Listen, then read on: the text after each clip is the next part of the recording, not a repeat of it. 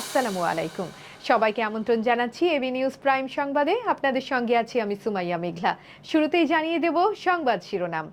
সংসদে প্রতিশ্রুতি ভঙ্গের অভিযোগ, স্পিকারের সতর্কবার্তা, মন্ত্রী ইকবাল হাসান মাহমুদকে রামিসা হত্যাকাণ্ডে দ্রুত বিচারে প্রশংসা প্রধানমন্ত্রী। টিআইবির মূল্যায়নে উঠে এলো বিএনপি সরকারের 100 দিন। ধর্মপাশায় মাছের আড়তকে কেন্দ্র করে সংঘর্ষে একজন নিহত। দাম কমল জেট ফুয়েলে, দোকান উচ্ছেদকে কেন্দ্র করে ব্রাহ্মণবাড়িয়ায় সংঘর্ষ, আহত অন্তত 2। কুয়েতের নতুন ডিজিটাল পরিষেবা, গৃহকর্মী ও চালক নিয়োগে এলো বড় পরিবর্তন। অতিরিক্ত এআই ব্যবহার পর্ণাশক্তির মতো, কার্পের সতর্কবার্তা প্রযুক্তি দুনিয়ায় আলোচনায়। বিশ্বকাপের উত্তাপ চারদিকে, ইতিহাস বদলের দোরগোড়ায় জর্ডান। বাংলাদেশও ব্যস্ত ফুটবলের দৌড়ঝাঁপে। দর্শক, এতক্ষণ শুনছিলেন শিরোনাম, এখন বিস্তারিত। জাতীয় সংসদে দেয়া প্রতিশ্রুতি রক্ষা করতে না পারায় বিদ্যুৎ, জ্বালানি ও খনিজ সম্পদ মন্ত্রী ইকবাল হাসান মাহমুদকে সতর্ক করেছেন স্পিকার হাফিজ উদ্দিন আহমদ। সংসদে কোনো প্রতিশ্রুতি দেওয়ার আগে সংশ্লিষ্ট বিষয়গুলো ভালোভাবে পর্যালোচনা করে নেয়ার পরামর্শও দিয়েছেন তিনি। রোববারের অধিবেশনে আশুগঞ্জ সার কারখানায় গ্যাস সরবরাহ নিয়ে সংসদ সদস্য রুমিন ফারহানার সম্পূরক প্রশ্নের জেরে স্পিকার এই মন্তব্য করেন। ফ্লোর নিয়ে রুমিন ফারহানা মন্ত্রীকে স্মরণ করিয়ে দেন তার আগের প্রতিশ্রুতির কথা। তিনি বলেন, মন্ত্রী সংসদে দাঁড়িয়ে প্রতিশ্রুতি দিয়েছিলেন 1 মের মধ্যে আশুগঞ্জ ফার্টিলাইজারে গ্যাস সংযোগ দেয়া হবে, কিন্তু 1 মাসেরও বেশি সময় পেরিয়ে গেলেও এখনও সেখানে গ্যাস সরবরাহ শুরু হয়নি। তিনি সুনির্দিষ্টভাবে জানতে চান কবে নাগাদ গ্যাস সরবরাহ পাওয়া যাবে। মাননীয় মন্ত্রীর কাছে আমার বিনীত প্রশ্ন, মাননীয় মন্ত্রী এই মহান সংসদে দাঁড়িয়ে আমাকে কথা দিয়েছিলেন যে 1 মের মধ্যে আশুগঞ্জ ফার্টিলাইজারে গ্যাসের সংযোগ দেয়া হবে। এরপরে আরো 1 মাস 3-4 দিন পার হয়ে গেছে মাননীয় স্পিকার, এখনো আশুগঞ্জ ফার্টিলাইজারের সাপ্লাই আমরা পাইনি। মাননীয় মন্ত্রী কি দয়া করে বলবেন যে আশুগঞ্জে আমরা কবে গ্যাসটি পাবো? ধন্যবাদ মাননীয় স্পিকার।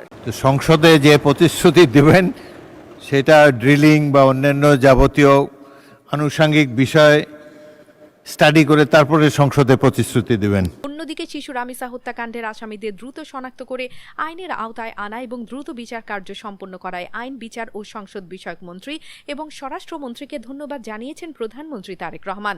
রোববার জাতীয় সংসদ ভবনে অনুষ্ঠিত কার্য উপদেষ্টা কমিটির সভায় তিনি এই প্রশংসা জানান। প্রধানমন্ত্রী বলেন, একটি হৃদয় বিদারক হত্যাকাণ্ডের ঘটনায় দ্রুত তদন্ত, অপরাধীদের শনাক্তকরণ এবং গ্রেপ্তার সরকারের আইন শৃঙ্খলা রক্ষার দৃঢ় অঙ্গীকারকে প্রতিফলিত করে। তিনি সংশ্লিষ্ট মন্ত্রণালয় ও আইন শৃঙ্খলা রক্ষাকারী বাহিনীর কার্যকর ভূমিকারও ভূয়সী প্রশংসা করেন। তার মতে, এই দ্রুত পদক্ষেপ দেখিয়েছে রাষ্ট্র কোনোভাবেই শিশু নির্যাতন বা হত্যার মতো জঘন্য অপরাধ বরদাস্ত করবে না। বিএনপি সরকারের প্রথম 100 দিনের কার্যক্রম পর্যালোচনা করে সম্ভাবনা ও ঘাটতির মিশ্র চিত্র তুলে ধরেছে ট্রান্সপারেন্সি ইন্টারন্যাশনাল বাংলাদেশ টিআইবি। রোববার ধানমন্ডি টিআইবি কার্যালয়ে আয়োজিত সংবাদ সম্মেলনে নির্বাহী পরিচালক ডক্টর ইফতেখারুজ্জামান সরকারের সুশাসন, জবাবদিহি ও দুর্নীতি প্রতিরোধের অবস্থান নিয়ে বিস্তারিত বিশ্লেষণ তুলে ধরেন। তিনি বলেন, সরকারের 100 দিন একদিকে আশা জাগানিয়া ও সম্ভাবনাময় হলেও অন্যদিকে সুশাসন, দুর্নীতি প্রতিরোধ এবং জবাবদিহিমূলক সরকার প্রতিষ্ঠার ক্ষেত্রে স্পষ্ট ঘাটতি রয়েছে। বিশেষ করে দুদক কমিশন, মানবাধিকার কমিশন এবং তথ্য কমিশন এখনও গঠন না হওয়াকে তিনি অত্যন্ত উদ্বেগজনক বলে উল্লেখ করেন। তার মতে, 3 মাসেও এসব গুরুত্বপূর্ণ কমিশন গঠন না হওয়া দুর্ভাগ্যজনক ও বিব্রতকর। সরকার যে দৃষ্টান্ত স্থাপন করে গেছে,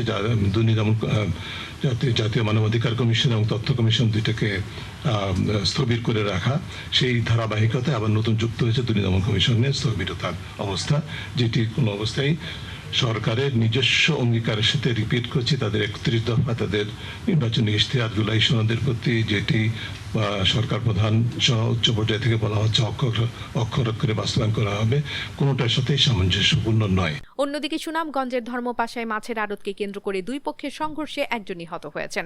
রোববার দুপুরে পাইকুরহাটি ইউনিয়নের সুনয় গ্রামের কারির বাজারে এই ঘটনা ঘটে। নিহত নাসিম মিয়া সুনয় গ্রামের মঞ্জুরুল হকের ছেলে।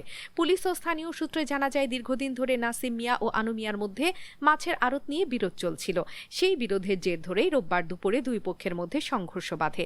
সংঘর্ষে গুরুতর আহত হন নাসিম মিয়া। স্থানীয়রা তাকে উদ্ধার করে ধর্মপাশা উপজেলা স্বাস্থ্য কমপ্লেক্সে নিয়ে গেলে কর্তব্যরত চিকিৎসক তাকে মৃত ঘোষণা করেন। বিমানে ব্যবহৃত জ্বালানি তেল জেট ফুয়েলের দাম কমিয়েছে Bangladesh energy regulatory commission BERC.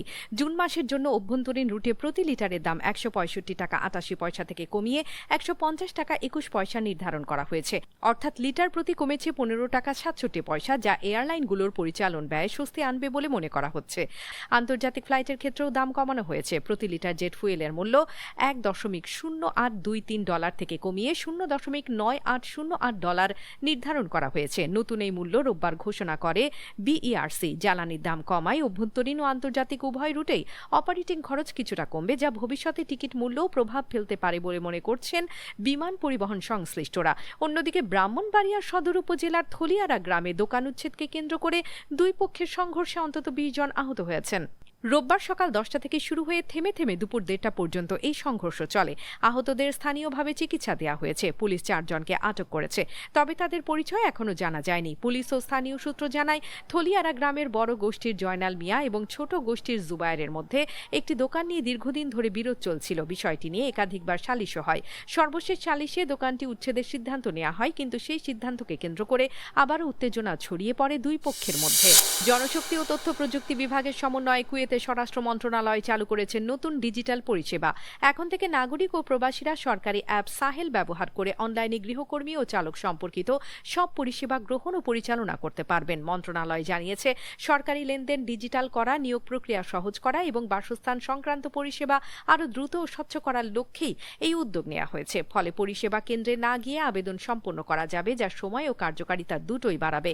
Gulf নিউজের তথ্য অনুযায়ী গৃহকর্মী ও গাড়ি চালক নিয়োগের যোগ্যতা নতুন করে হালনাগাদ করেছে কুয়েত। নতুন নিয়মে অবিবাহিত মহিলারা শুধুমাত্র একজন গৃহকর্মী রাখতে পারবেন। সন্তান সহ বিবাহিত, তালাকপ্রাপ্ত বা বিধবা মহিলারা একজন গৃহকর্মী এবং একজন চালক নিয়োগ দিতে পারবেন। পরিবার সহ বিবাহিত, তালাকপ্রাপ্ত বা বিধবা পুরুষ সর্বোচ্চ 3 জন গৃহকর্মী এবং একজন চালক রাখতে পারবেন, আর অবিবাহিত পুরুষরা কেবল একজন চালক নিয়োগ দিতে পারবেন। মন্ত্রণালয় বলেছে, গৃহকর্মীদের যথাযথ ব্যবস্থাপনা, পরিষেবার ন্যায্য ব্যবহার নিশ্চিত করা এবং সরকারি প্ল্যাটফর্ম জুড়ে ডিজিটাল শাসনকে শক্তিশালী করার লক্ষ্যে এই পদক্ষেপ নেওয়া হয়েছে। কুয়েতের শ্রম বাজারে স্বচ্ছতা ও জবাবদিহিতা বাড়াতে এটি গুরুত্বপূর্ণ ভূমিকা রাখবে বলে মনে করা হচ্ছে। বিশ্বের বিভিন্ন শিল্প খাতে ব্যবসার পরিচালন পদ্ধতি দ্রুত বদলে দিচ্ছে কৃত্রিম বুদ্ধিমত্তা। তবে আমেরিকার বিখ্যাত সফটওয়্যার কোম্পানি প্যালান্টিয়ারের প্রধান নির্বাহী অ্যালেক্স কার্প মনে করেন, অনেক প্রতিষ্ঠান এআই গ্রহণে এতটাই মগ্ন যে তারা আসলে কিভাবে কার্যকারিতা তৈরি করছে তা স্পষ্টভাবে দেখাতেই পারছে না। প্যালান্টিয়ারের AIPCon 10 অনুষ্ঠানে কার্পের মন্তব্য প্রযুক্তি দুনিয়ায় নতুন বিতর্কের জন্ম দিয়েছে। TBPN-কে দেয়া সাক্ষাৎকারে কার্প অতিরিক্ত এআই ব্যবহারের প্রবণতাকে তুলনা করেছেন পর্ণাসক্তির সঙ্গে। তার ভাষায়, অনেক প্রতিষ্ঠান প্রকৃত ব্যবসায়িক ফলাফলের তোয়াক্কা না করে শুধু কম্পিউট খরচ বাড়ানো এবং টোকেন ব্যবহারের পেছনে ছুটছে। এই প্রবণতাকে তিনি বলেছেন টোকেন ম্যাক্সিং, যেখানে লক্ষ্য থাকে বেশি টোকেন ব্যবহার কিন্তু কার্যকারিতা শূন্য। এআই শিল্পে বৃহৎ ভাষা মডেল বা LLM লেখা প্রক্রিয়াজাতকরণ ও তৈরি করার জন্য টোকেনকে একক হিসেবে ব্যবহার করে। বেশিরভাগ সেবাদাতা প্রতিষ্ঠান টোকেনের সংখ্যার উপর ভিত্তি করে বিল তৈরি করে, ফলে টোকেন এখন বিক্রেতা ও গ্রাহক উভয়ের জন্যই ব্যবহারের প্রধান পরিমাপক। কার্পের মতে, এই পরিমাপকই অনেক প্রতিষ্ঠানকে ভুল পথে ঠেলে দিচ্ছে। টুর্নামেন্ট যত ঘনিয়ে আসছে, জর্ডান তত স্পষ্ট করে দিচ্ছে তাদের লক্ষ্য এবার শুধু অংশগ্রহণ নয়, বিশ্বমঞ্চে নিজেদের ভাগ্য বদলে দেয়া। দেশের ফুটবল ইতিহাসের সেরা প্রতিভাবান প্রজন্মকে সামনে রেখে তারা প্রস্তুত নতুন অধ্যায় লেখার। AFC এশিয়ান কাপের ফাইনালে পৌঁছানোর অভূতপূর্ব সাফল্যের পর এবার তাদের চোখ বিশ্বকাপের মঞ্চে নিজেদের প্রমাণে।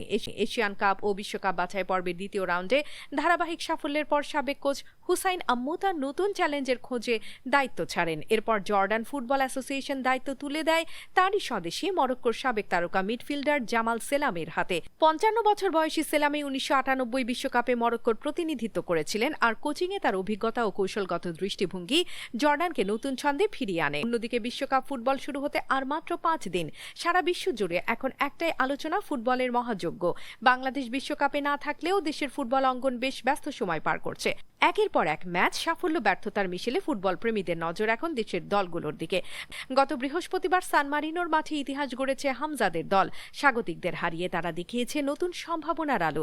এর পরদিন ভারতের গোয়ায় ঋতুপর্ণারা হ্যাট্রিক সাফ জয়ের স্বপ্ন হাতছাড়া করেছেন অল্পের জন্য। আর আজ মালদ্বীপে অলিম্পিক দল নামছে গুরুত্বপূর্ণ ম্যাচে ফাইনালে ওঠার লড়াইয়ে স্বাগতিক মালদ্বীপের বিপক্ষে। মালদ্বীপ ফুটবলের 75 বছর পূর্তি উপলক্ষে আয়োজিত 4 জাতির এই টুর্নামেন্টে বাংলাদেশ এখন পর্যন্ত আফগানিস্তান ও পাকিস্তানের বিপক্ষে 0-0 ড্র করেছে। দর্শক, সর্বশেষ খবর পেতে চোখ রাখুন আমাদের ফেসবুক পেজ ও ইউটিউব চ্যানেলে। আমরা আছি ইনস্টাগ্রামেও। সেই সঙ্গে সবশেষ সংবাদ পেতে ভিজিট করুন আমাদের ওয়েবসাইট www.abnewsinternational.com-এ।